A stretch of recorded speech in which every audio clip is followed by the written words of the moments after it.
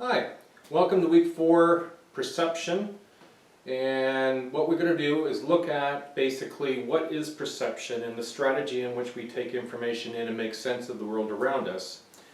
But we're also going to look at some of the principles of perception, and a lot of that involves gestalt. And some of this you're going to recognize and some of it you might be unfamiliar with, but you'll find it kind of interesting, I think. So that's what today's or this week's lesson is on, when we're in week 4, and I hope you enjoy it, and don't forget to do your journal. Alrighty, good luck, and we'll see you next week.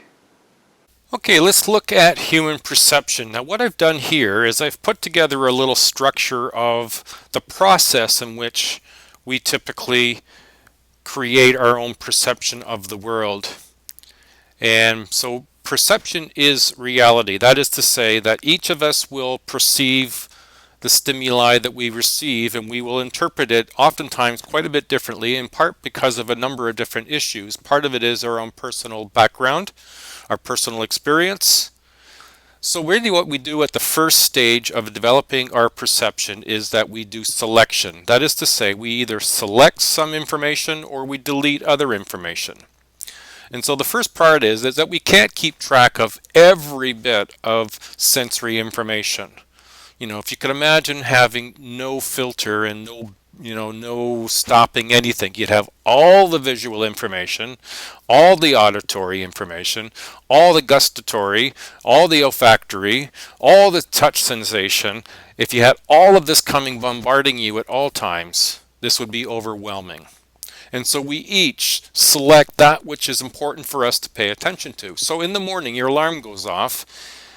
You select that bit of information so you can turn it off. And from there, you select another bit of information which then helps you get on your way to develop to the point where you get off to school and carry on with your day. But all through that, you select and or delete information that's not important, or select information which you need to pay attention to.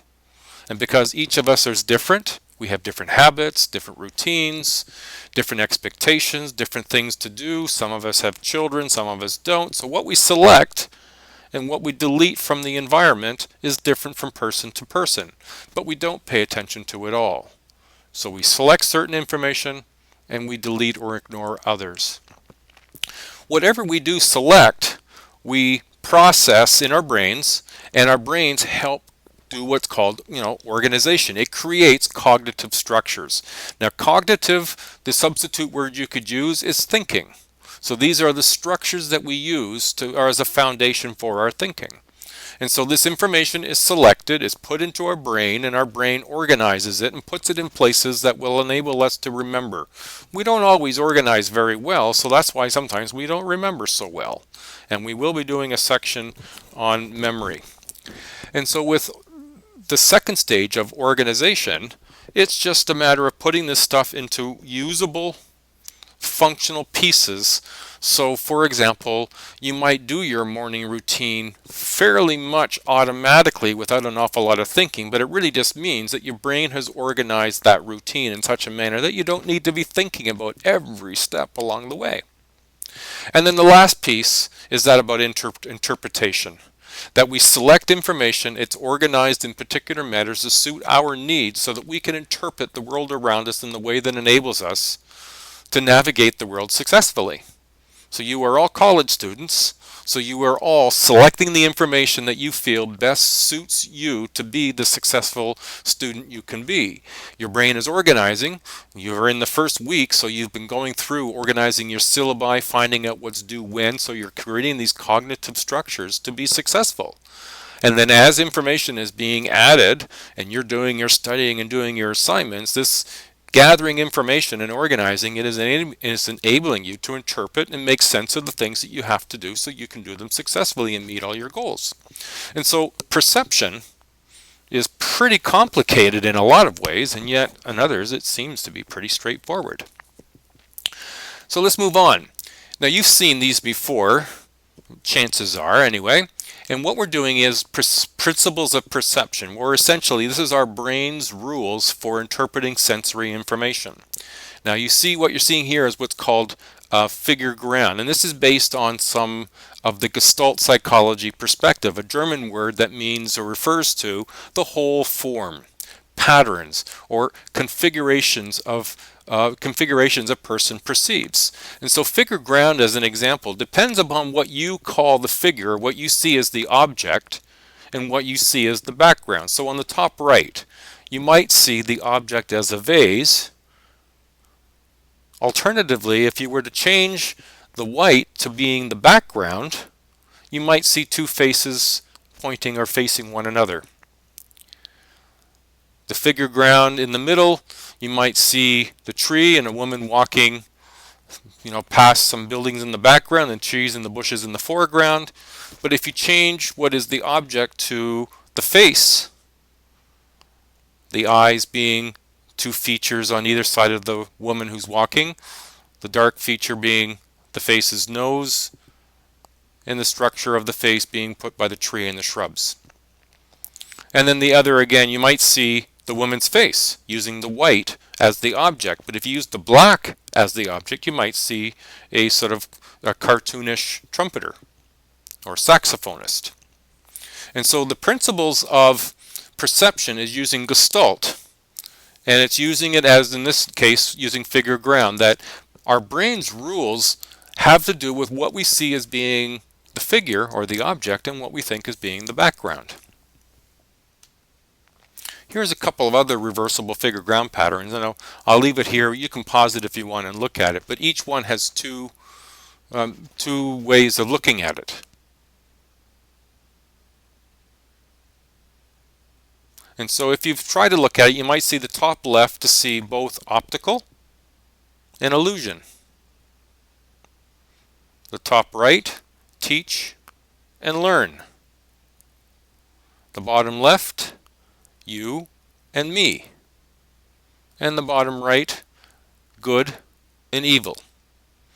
It has a lot to do with what you call the figure and what you call the ground. Now, the Gestalt principles of grouping is another element about how the brain makes sense of the world and orders things. It's brain's rules for perceiving.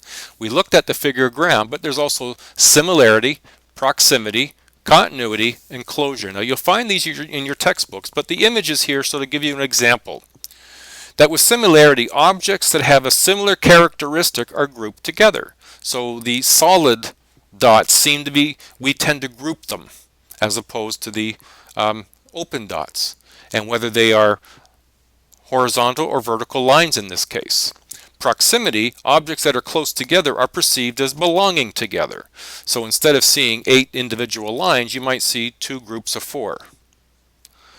With continuity, figures and objects are perceived as belonging together if they appear to form a continuous pattern. And so even though they don't all make exactly the same pattern, we tend to make them appear like patterns because we see them as being related. And then closure, the figures with gaps in them are perceived as complete objects. You don't need every single item to be complete for our brains to see them as a complete object or interpret them as a complete object. Now this next slide, I'd like you to read it and take a moment and try to figure out, how did you do that? No, not yet. I guess I'm not there yet. Sorry, I'm moving in a different pattern than I have planned. Okay, perceptual constancy. What we recognize about size constancy is that even though we see size change as people move away and toward us, we still know that they didn't change size. That we know in terms of perspective that the camera is close to this person's foot and the people are further away. We don't imagine that his foot or her foot is actually that big and those people are that small. We know that as people walk away from us, they don't get smaller. Just because I can close my eye as someone walks away and I can crush their heads doesn't mean they actually got smaller that I could crush their heads.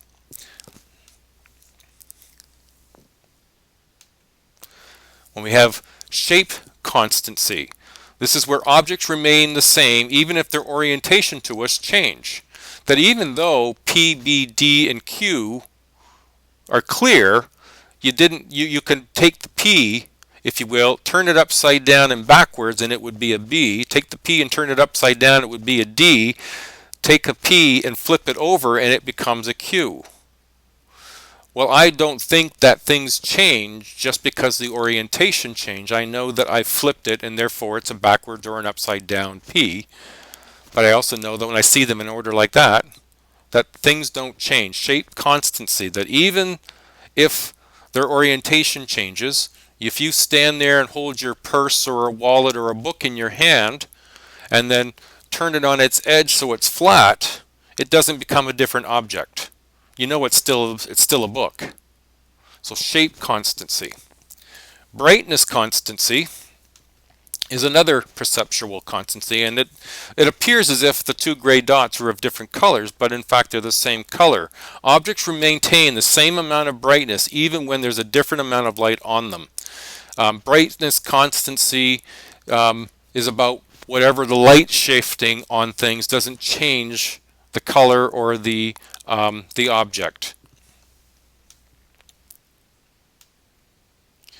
And color constancy, that objects maintain the same color regardless of the lighting conditions. These fruits and vegetables, or these fruits here, don't change their color if lighting changes. We know that a banana is yellow, and so even though it's in the shadows or even though it's in a very bright room and the color of that banana changes, we know that it really didn't change the color of the banana.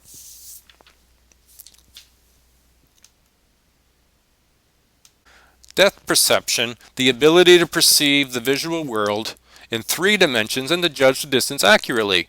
And you need 2 eyes to be able to do this. The visual depth cues that depend on both eyes working together is the binocular depth cue. And you need 2 eyes to do that. If you were to block the light from one eye, put a patch on one eye and completely, keep the light from getting in, and then try and walk around, you would notice how difficult it would be until you could adjust. Now, if you're going to do this, please don't go near stairs and don't go out near the traffic. You will find it quite difficult at first.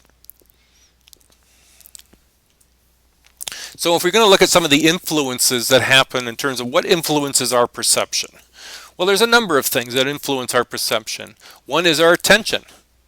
This is the process of sorting through sensations and selecting some for further processing. Some sensations are automatically required minimum mental effort. So what's meant by this is you will only be able to pay attention to those things that you've selected to be paid attention to.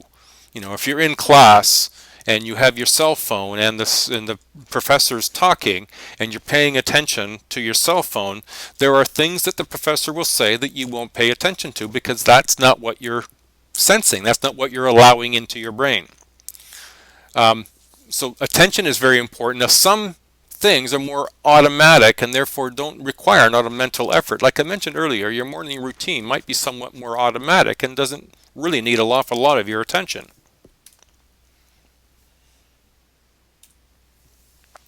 Now, inattentional blindness is focuses shift from one object to another and changes in the object are not receiving direct attention and are not noticed. Now, you may have seen this video before and you can find it on YouTube. It's where you have a group of people in white t-shirts and a group of people in black t-shirts, and the instruction is given to count the number of times that the people in the white shirts pass the ball back and forth. Now, because you've been given a particular instruction and you look very carefully to count the number of times that the white-shirted people pass the ball, after the video is done, you ask people the question, so how many times? And people give a number of answers, and you might even say, so did you notice anything else? A good number of the people who watched the video noticed nothing. And yet there was a gorilla that walked through the video. When you show the video again and mention there's a gorilla that walks through it, then everybody can see it. That is what's called inattentional blindness. Is that when you're given instructions to pay attention to something, then you start to pay attention to it. When something that you did not be instructed to pay attention to happens, you may not even notice it, even though it's right in front of you. Now, along those same lines is what's known as the cocktail party phenomenon. And so if I'm at a party and someone says my name, Even though there's a lot of other noise going around, I might notice that because it's a familiar term, one that I know about, and it's meaningful to me, so I will notice and pay attention. So when you hear your name, focus follows due to the assumption that other meaningful information was going to follow.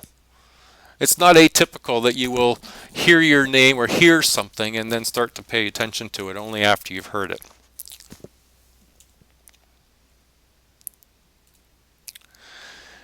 And focus.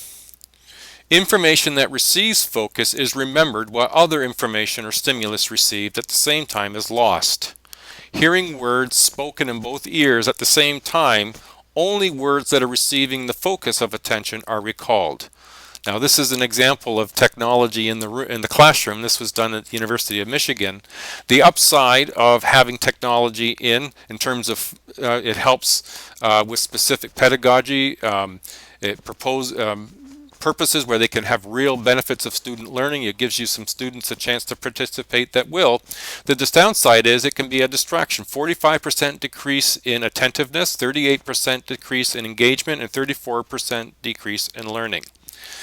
That which is what's paying attention to is what gets your focus, and what you focus on is what you remember. Some other elements about influences in perception.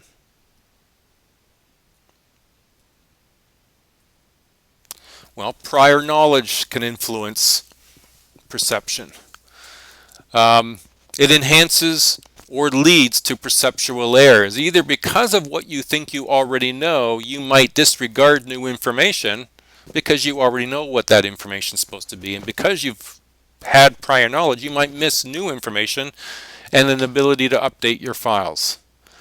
Now there's two types of processing that you will also be exposed to when it comes to perception. There's top-down, bottom-up and top-down processing. The bottom-up processing is where you receive stimulus, are combined with prior knowledge to make inferences about received patterns. And so, for example, what am I seeing? Well, it's taking sensory information and assembling it and integrating it based on what you're seeing. Top-down, this is the previous experience that you've had, and conceptual knowledge are used to recognize the stimuli, the new information, and logically deduce individual components as a whole. And so you'll find this in your text. It might help you with some explanation there, but this is part of the different ways in which we process information to make sense of the world around us. And then the last piece, yes, there we go. The last piece is perceptual sets. And perceptual sets are expectations of what will be perceived. It can affect what actually is perceived. Now in this case you might see 12, 13, 14 or ABC. A perceptual set sees 12 and 14 and makes what is a B or what might be a B into a 13, but you also see the A and the C, and so that perceptual set of ABC makes the 13 look like a B to you. And so a lot of what we do in terms of our perception is to create a lot of perceptual sets. And those will either inhibit or encourage certain thinking for us, and it will affect our perception.